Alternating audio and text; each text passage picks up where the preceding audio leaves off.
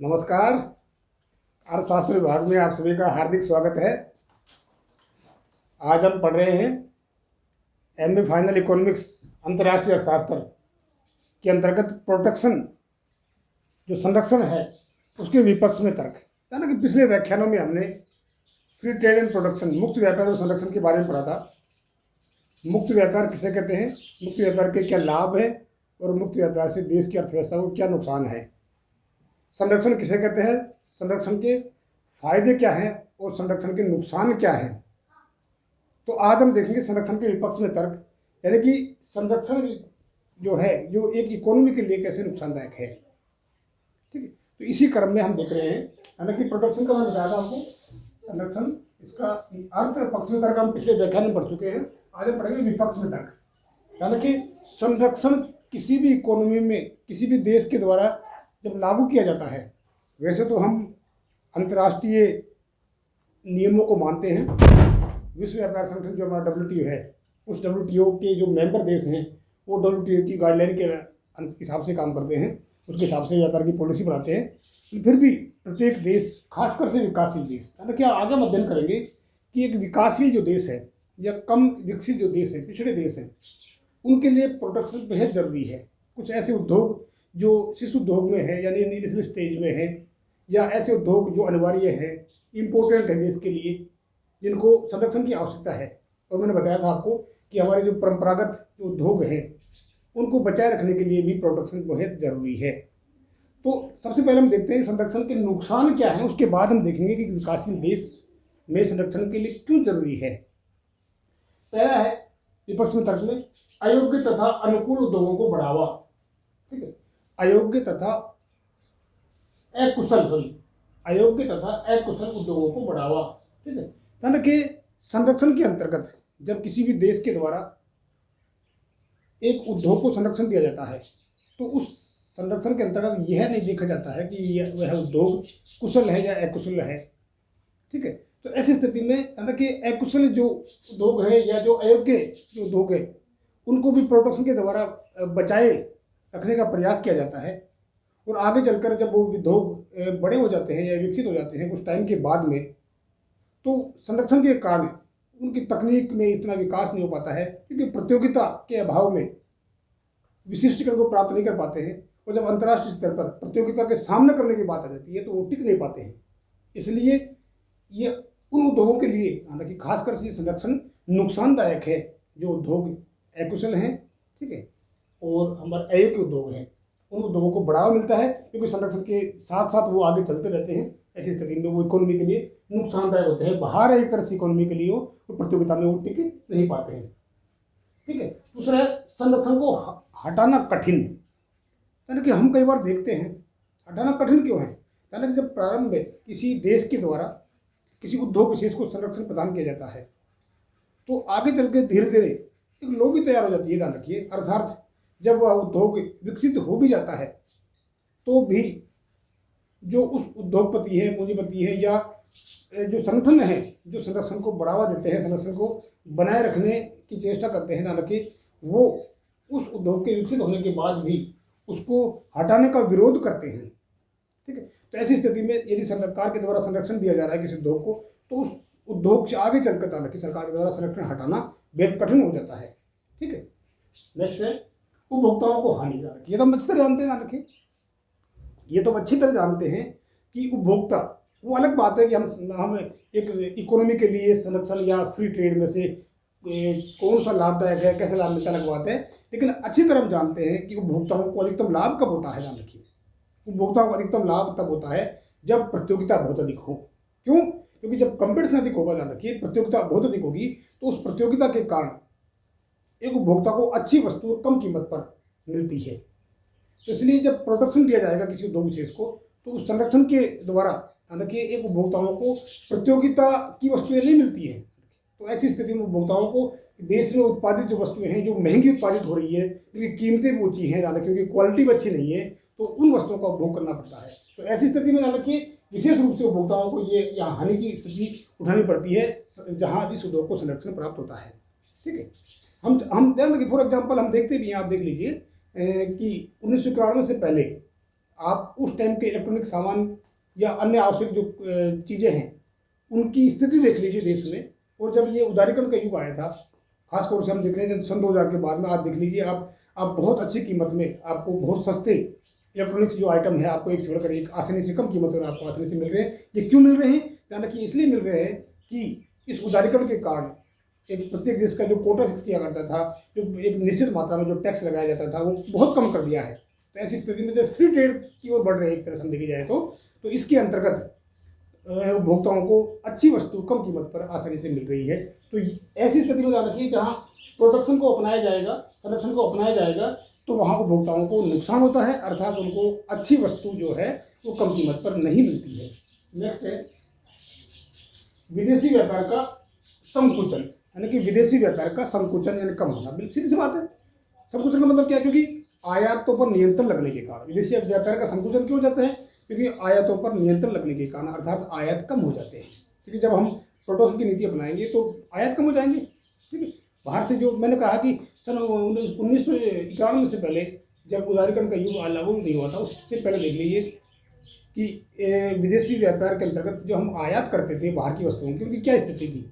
और आज आप देख लीजिए, हर व्यक्ति के पास, हर घर में ऐसा कोई भी स्थिति नहीं होगी, यानी कि कोई भी घर नहीं होगा जिसमें विदेशी आइटम नहीं होगा। खासकर से जो हम देखते हैं इलेक्ट्रॉनिक्स जो आइटम है, वो तो हमें अत्यधिक मात्रा में विदेशी मिल जाएंगे। ध्यान रखिए, ये किसके कारण है? ध्यान रखिए, ये व्यापार का विस्तार होता है। मैंने आपको बताया कि जब उदारीकरण का युग आया था, एक तरह से देखी जाए तो ये युग भी इसीलिए आया था। ध्यान रखिए, क्योंकि विकसित देश जो थे उनको लगा कि यार विकासशील देश है, जो हमारा माल हम कहाँ, जब इनके पास अच्छी तकनीक है, इनको उत्पादन सरप्लस हो रहा है, तो वो कहाँ बेचें? क्यों? क्योंकि विकासशील देश तो ऐसी नीतियां बना रखी थी, जो कोटा फिक्स कर रखे थे, बहुत अधिक कस्टम ड्यूटीज लगा रखे थे, तो इनके माल का आयात करना बहुत महंगा होता था। तो ऐसी स्थिति में उन्होंने उदारीकरण की नीति लाई, जान रखी विकसित देशों ने, खासकर से। और क्यों लाए थे? जान रखिए, इसलिए लाए थे कि विकसित देश जो हैं वो अपने माल को आसानी से विकासशील देशों में बेच सकें। क्यों? क्योंकि इनको पता था कि विकासशील देशों की तकनीक तो हल्की है, तो वो प्रतियोगिता में टिक नहीं पाएंगे और हमारा माल आसानी से मिल जाएगा। और वही स्थिति आप देख लीजिए, आज हर घर में जो कोई सा भी आइटम देख लीजिए, किसी भी तरह का आइटम विकसित देशों का जो आइटम है हमारे को आसानी से मिल जाता है। और जो हमारे परंपरागत उद्योग हैं या जिनको हमने संरक्षण नहीं दिया है, ध्यान रखिए, वो धीरे धीरे, जो हमारे जो उद्योग धंधे थे, तो धीरे धीरे लुप्त प्राय से हो गए हैं। ध्यान रखिए, ठीक है। विशिष्टीकरण के विरुद्ध, विशिष्टीकरण के विरुद्ध, मैंने कहा विशिष्टीकरण का मतलब क्या है? दक्षता हासिल करना। और दक्षता कब हासिल होती है? जब प्रतियोगिता होगी अधिक, जब कंपटीशन बहुत अधिक होगा तब दक्षता हासिल होगी। तो सरकार के द्वारा किसी उद्योग विशेष को जब संरक्षण दे दिया जाएगा, ध्यान रखिए, तो संरक्षण के कारण उत्पादन कम होगा, कीमतें ऊंची होंगी। ठीक है, और ऐसी स्थिति में उत्पादन के साधनों के द्वारा जो उत्पादन माल किया गया है वो उत्पादन को संरक्षण प्राप्त है।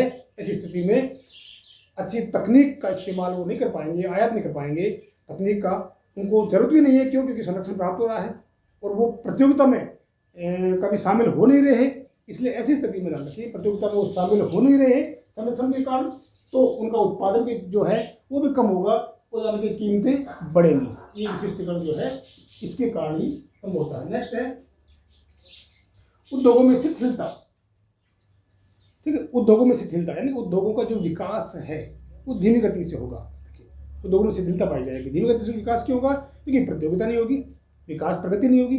यानी कि उद्योगों की प्रगति नहीं होगी। प्रगति क्यों नहीं हो रही है? क्योंकि डिमांड कम होगी। ठीक है, डिमांड कम होगी तो प्रगति नहीं होगी, प्रगति नहीं हो रही, प्रतियोगिता नहीं हो रही। ऐसी स्थिति में जो प्रतियोगिता नहीं हो रही के कारण विशेषीकरण के बाद में जो उद्योगों में जो शिथिलता है, यानी कि उद्योग का विकास जो है वो धीमी गति से विकास होगा इस संरक्षण के कारण। ये इसका विपक्ष में तर्क है।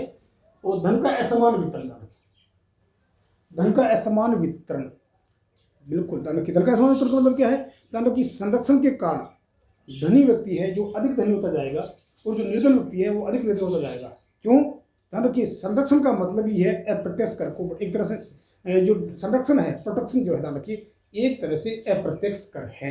क्यों है अप्रत्यक्ष कर? ध्यान रखिए, अप्रत्यक्ष का मतलब क्या है? जो कर वस्तुओं पर लगता है, जिसको जो वस्तुओं को भोग करता है वो उसका अंतिम रूप से उसका भुगतान करता है। तो ध्यान रखिए, संरक्षण के अंतर्गत जब सरकार किसी उद्योग विशेष को संरक्षण देती है तो मैंने कहा कि उस उद्योग से उत्पादित वस्तुएं हैं वो वस्तुएं अच्छी किस्म की नहीं होती हैं, महंगी वस्तुएं होती हैं। ध्यान रखिए, और महंगी वस्तुओं को आम जनता खरीदती है या सभी जो गरीब व्यक्ति हैं। ध्यान रखिए, कुछ कुल मिलाकर देखी जाए तो जो गरीब व्यक्ति हैं, आप ध्यान से सुनिए इस चीज़ को, कि संरक्षण के कारण वस्तुएं हमको महंगी मिलेंगी। क्यों? क्योंकि प्रतियोगिता, मैंने आपको ऊपर बताया था कि प्रतियोगिता का अभाव पाया जाता है। जब प्रतियोगिता नहीं होगी तो उपभोक्ताओं को नुकसान होगा, क्योंकि उपभोक्ताओं को अच्छी वस्तुएं कम कीमत पर उपलब्ध नहीं होंगी। तो ऐसी स्थिति में संरक्षण के कारण वस्तु कीमतें बढ़ जाएंगी, देखिए प्राइस ज़्यादा हो जाएगी। और जब कीमतें बढ़ जाएंगी तो क्या होगा, कीमतें बढ़ जाएंगी तो सभी व्यक्तियों को ऊंची कीमत देनी पड़ेगी। तो ऐसी स्थिति में जो व्यक्ति उद्योगपति हैं, जो उद्योग चला रहे हैं, जिनको संरक्षण प्राप्त है, ताकि उनको तो आसानी से वस्तुएं बिकने पर अच्छा पैसा मिल जाएगा, वो अधिक धनी हो जाएंगे। लेकिन जो लोग नीचे के लोग हैं, यानी उनको ऊंची कीमत देनी पड़ रही है, अर्थात उनकी आय का अधिकांश भाग जो है, सारा भाग जो है वस्तुओं की खरीदारी में खर्च करना पड़ता है उनको, या उन पर व्यय कर देते हैं। उनके पास सेविंग्स होती नहीं है, बचत होती नहीं है, तो इसलिए एक तरह से वो अपने जीविकोपार्जन ही कर पाते हैं, क्योंकि वस्तुएं बहुत महंगी उनको मिल रही हैं। यानी कि ऐसी तरह की जो आय की असमानताएं हैं जो लगातार बढ़ती जाती हैं, अर्थात जो गरीब व्यक्ति है वो नीचे गरीब होता चला जाता है, क्योंकि वो जितनी उनकी इनकम होती है सारा खर्च कर दे देता है। महंगाई वो अधिक होने के कारण, वस्तुएं अधिक महंगी होने के कारण, और जो धनी व्यक्ति है वो अधिक धनी होता जा रहा है। इसलिए इस संरक्षण के कारण ध्यान रखिए, आय की असमानताएं भी लगातार बढ़ती जाती हैं। नेक्स्ट है अंतर्राष्ट्रीय मनमुटाव। अंतर्राष्ट्रीय मनमुटाव ध्यान रखिए, यानी अंतर्राष्ट्रीय वैमनस्य हम अच्छी तरह जानते हैं। ध्यान रखिए कि अंतर्राष्ट्रीय मनमुटाव है, ये भी बढ़ जाता है और बदले की भावना से देश काम करते हैं। अभी हमने हाल ही में आपने देखा होगा पिछले दिनों अमेरिका और चाइना का जो ट्रेड वार था, ठीक है, वो कैसी स्थिति में था। भारत का और चाइना का जो बीच में जो ये स्थिति आई है, वाली विषम स्थिति आई है, इसमें भी किस तरह से जो व्यापार प्रभाव पड़ रहा है। तो आपको ध्यान हो तो चाइना ने ये भी कहा था कि हम WTO में जाएंगे, विश्व व्यापार संगठन जो है, इसने नियम बना रखे हैं आर्थिक उत्पादीकरण के कि आप सीमा से ज़्यादा टैक्स नहीं लगा सकते, जो जो तमाम तरह की चीज़ें हैं हम उसमें जाएंगे। अपील को एक तरह से उसमें हम शिकायत करेंगे भारत की कि आप इन वस्तुओं पर, हमारी जो वस्तुओं पर बैन लगा रहे हो। कि क्या है, यानी ये है कि जो फ्री ट्रेड की जो पॉलिसीज थी, अर्थात उदारीकरण की जो नीति थी, या विश्व व्यापार संगठन ने जो दिशा निर्देश तय किए थे, उस दिशा निर्देश के अंतर्गत हम एक सीमा से ज़्यादा टैक्स नहीं लगा सकते। देखिए हम किसी बिना अकारण ही हम आयात पर नियंत्रण नहीं लगा सकते, क्योंकि ये विश्व व्यापार के संगठन जो है उसके नियमों के अनुकूल है, नियमों के अंतर्गत आता है। तो ऐसी स्थिति में यानी कि हम जब लगाएंगे, मैंने कहा अभी अपने चाइना के ऐप्स पे बैन लगाया, या बहुत सी वस्तुओं के लिए हम एक दूसरे को इस्तेमाल कम कर रहे हैं, तो एक तरह से चाइना और भारत के बीच मनमुटाव हो गया, ठीक है। और अमेरिका और चाइना के बीच में आपने देखा जब उन्होंने टैक्सेस बढ़ा दिए दोनों देशों ने, तो किस तरह से उनके व्यापारिक संबंध खराब होने लगे, मनमुटाव बढ़ने लगा। ध्यान रखिए, तो किस कारण से, इस संरक्षण के कारण से, अर्थात टैक्स में वृद्धि करने के कारण। यानी संरक्षण क्या है, यानी एक तरह से देखा जाए संरक्षण का मतलब है आयातों पर नियंत्रण। कुछ हद तक आयातों पर नियंत्रण लगाना। अब वो नियंत्रण किसी भी तरह से हो सकता है, देश उद्योगों को संरक्षण देना हो सकता है, या बाहर से जो हमारा आयात कर रहे हैं उस पर टैक्स ज़्यादा होना हो सकता है, वो पॉलिसी के तहत उन पर बैन लगाना हो सकता है। बहुत से हैं जो जिनके द्वारा हम संरक्षण देते हैं। तो इसी ऐसी स्थिति में ध्यान रखिए, देशों के मध्य आपस में मनमुटाव भी होता है। तो ये भी इसका एक नुकसान है कि मनमुटाव होना अंतर्राष्ट्रीय स्तर पर। ठीक है, नेक्स्ट है राजनीतिक भ्रष्टाचार। ठीक है, राजनीतिक भ्रष्टाचार, ठीक है, यानी कि ध्यान रखिए, एक लाइन में उत्तर है कि उद्योगपति हैं, जो पूंजीपति हैं, वो इस संरक्षण को बनाए रखने के लिए, ध्यान रखिए, पूंजीपति वर्ग जो है, उद्योगपति जो वर्ग है, वो इस संरक्षण को बनाए रखने के लिए जो सरकारी कर्मचारी हैं, अधिकारी हैं, उनको पैसा देते हैं, भ्रष्टाचार करते हैं कि आप इस संरक्षण को बनाए रखिए उद्योग विशेष में, ताकि ये भी इससे करता है। ठीक है, कि एक उद्योग में लगातार संरक्षण, मैंने कहा कि इनिशियल स्टेज पर होना चाहिए, लेकिन लगातार संरक्षण अगर उसको मिलता जा रहा है, ध्यान रखिए, इसका मतलब क्या है, इसका मतलब यह है कि कहीं न कहीं कोई उद्योग, उस उद्योग के द्वारा या इस दबाव डाला जा रहा है किसी तरह से उसको संरक्षण प्राप्त करने के लिए।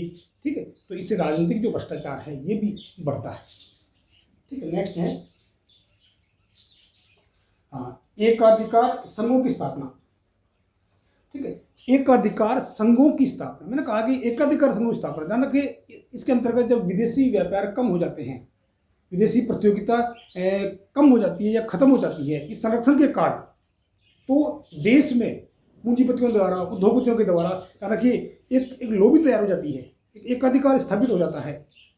ठीक है, और ऐसी स्थिति में वो एकाधिकार के अंतर्गत वो कीमतें ऊंची रखना, ठीक है, या जो भी उनकी जो मांगे हैं, डिमांड्स हैं, वो मनवाना, तो ये एकाधिकार ध्यान रखिए, ये एक उपभोक्ताओं के लिए, इकोनॉमी के लिए ठीक नहीं होता है। तो इसलिए ऐसी स्थिति में जब विदेशी प्रतियोगिता नहीं होगी, ध्यान रखिए, विदेशी आयात पर नियंत्रण होगा, तो देश के उद्योगपतियों के द्वारा एक अधिकार स्थापित कर दिया जाता है। ये भी एक अधिकार समूह की स्थापना होती है, ये भी इकोनॉमी के लिए फायदेमंद नहीं है किसी देश के लिए। सरकारी आय में कमी, देखिए सरकारी आय में कमी, गवर्नमेंट इनकम जो है ध्यान रखिए कम हो जाती है। क्यों? क्योंकि आयात होता नहीं है, ये आयात कम हो जाता है। यानी संरक्षण का मतलब क्या है? संरक्षण का मतलब है कि मैंने कहा भी आपको कि आयातों पर नियंत्रण लगाना, आयातों को कम करना एक तरह से, ठीक है। और अपने देश के उद्योग धंधों को संरक्षण प्रदान करना, ठीक है, जिससे कि वो आगे बढ़े, और या हमारे देश के जो नागरिक हैं वो अधिकतर उन वस्तुओं का उपभोग करना जो विदेश में उत्पादित हो रही है। तो ऐसी स्थिति में ध्यान रखिए, जो विदेशी आयातों से जो इनकम प्राप्त होती थी, जो टैक्स के द्वारा, टैरिफ के द्वारा जो इनकम होगी, वो इनकम कम हो जाती है। तो इसलिए ये सरकारी जो आय है उसमें भी कमी होती है इस संरक्षण की नीति को अपनाने से। नेक्स्ट है देश के संसाधनों का दुरुपयोग। ध्यान रखिए, देश के संसाधनों का दुरुपयोग, एकदम अच्छी तरह ध्यान रखिए, देश के संसाधनों का दुरुपयोग अर्थात इसके अंतर्गत जो देश के संसाधन है, मैंने कहा, ठीक है, जो देश में रहेंगे और जो जिनको संरक्षण प्राप्त नहीं है, संसाधन जो हैं, जो जिन उद्योगों को संरक्षण प्राप्त नहीं है, उन उद्योगों में से वो उन उद्योगों में चले जाते हैं जिनको संरक्षण प्राप्त है, क्योंकि वहाँ उनको एक सिक्योरिटी मिलती है। ध्यान रखिए, तो इसलिए उन संसाधनों का जो वहाँ चले जाने का मतलब क्या है कि वहाँ उनका सही उपयोग नहीं हो पाता है, ठीक है, वो वहाँ चले जाते हैं जहाँ उनको संरक्षण प्राप्त है। ऐसी स्थिति में कहा संरक्षण प्राप्त है, तो वहाँ जो इस तरह के तमाम नुकसान है वो उसके अंतर्गत मिलते हैं। इसलिए देश के साधनों का जो दुरुपयोग होता है इस संरक्षण प्राप्त उद्योग में चले जाने से, ठीक है, ये इस संरक्षण के विपक्ष में तर्क थे। इसके बाद आएंगे हम संरक्षण एवं विकासशील देश, ठीक है, संरक्षण एवं विकासशील देश। मैंने कहा आपको शुरू से कर रहा हूँ कि जो प्रोटेक्शन है, जो संरक्षण है, जान कि ये संरक्षण विकासशील देशों के लिए बेहद जरूरी है। यानी कि विकासशील देश, मैंने कहा जो विकसित देश है, उन विकसित देशों के पास तो अच्छी तकनीक होती है, ठीक है, और इसलिए वो आसानी से प्रतियोगिता में सामना कर पाते हैं। तो ऐसी स्थिति में जो विकासशील देश है, विशेष रूप से उन विकासशील देशों के लिए ये संरक्षण जो है वो बेहद जरूरी है। उसके अंतर्गत कौन कौन से मेन पॉइंट जो क्या है, मतलब कि अनिवार्य जो लाभदायक उद्योग हैं, जो अनिवार्य एवं लाभदायक उद्योग हैं, उन अनिवार्य एवं लाभदायक उद्योगों को लिए संरक्षण बेहद जरूरी है, ठीक, एक तो ये बात। दूसरा, ऐसे उद्योग ध्यान रखिए जो प्राकृतिक सुविधाओं से प्राप्त उद्योग हैं या प्राकृतिक साधनों को प्रयोग ज़्यादा किया कर रहे हैं, या प्राकृतिक सुविधाएं हैं जो राष्ट्र के लिए लाभदायक हैं, उन उद्योगों के लिए भी संरक्षण जरूरी है, ध्यान रखिए। इसके बाद संरक्षण के अभाव में ऐसे बहुत से उद्योग हैं जो संरक्षण के अभाव में पनप नहीं पाते हैं। ध्यान रखिए, जो संरक्षण के अभाव में जो उद्योग नहीं पनपते हैं, उन उद्योगों को भी संरक्षण दिया जाना बेहद जरूरी है। वो लास्ट है, यानी कि समुचित विकास के बाद, ये फिक्स है कि एक समुचित विकास के बाद में अर्थव्यवस्था के विकास के लिए भी जरूरी है, साधनों को विशिष्टीकरण के लिए जरूरी है, उत्पादन में वृद्धि के लिए जरूरी है, कीमतों में स्थिरता के लिए जरूरी है, उपभोक्ताओं को अच्छी चीज़ें उपलब्ध हो, इसलिए भी जरूरी है कि उद्योग विशेष का एक पर्टिकुलर विकास के बाद में उन पर नियंत्रण लगाया जाना या संरक्षण को हटाया जाना जरूरी हो जाता है। तो इसलिए हमने देखा ये संरक्षण जो हमारा है, प्रोटेक्शन जो है, इसके विपक्ष में तर्क हमने देखे, ठीक, और ये संरक्षण और विकासशील देश जो हमने अध्ययन कर रहे थे, ये संरक्षण विकासशील देशों की बात है। इसलिए ध्यान रखिए, एक विकासशील देश के लिए इन शॉर्ट हम देखें, यानी कि इन शॉर्ट हम देखें तो एक विकासशील या कम विकसित देश के लिए संरक्षण की नीति बेहद जरूरी है। एक बहुत से उद्योग ऐसे हैं जिनमें इनिशियल स्टेज में संरक्षण जरूरी है, ठीक है, और बहुत से, मैंने कहा आपको कि हमारी जो सभ्यता और संस्कृति है, परंपरागत जो हमारे कल कारखाने हैं या परंपरागत जो हमारी चीज़ें हैं, उनको बचाए रखने के लिए अब एक संरक्षण, प्रोटेक्शन जरूरी है। और आज हम देख रहे हैं कि आज आप मार्केट में चले जाइए, हर चीज़ को देख लीजिए, आप कोई सब चीज़, छोटी से छोटी चीज़ लेकर बड़ी से बड़ी चीज़ आपको आसानी से विदेशी चीज़ मिल जाएगी, आसानी से बहुत कम कीमत में मिल जाएगी, ध्यान रखिए। और जिससे क्या होगा, हमारे उद्योग धंधे हैं जो उस प्रतियोगिता में टिक नहीं पाते, वो मार्केट से बाहर हो जाते हैं। तो ध्यान रखिए, ये देश के लिए ठीक नहीं है, ठीक, ये आपका संरक्षण है, ठीक है। नेक्स्ट, थैंक यू, धन्यवाद।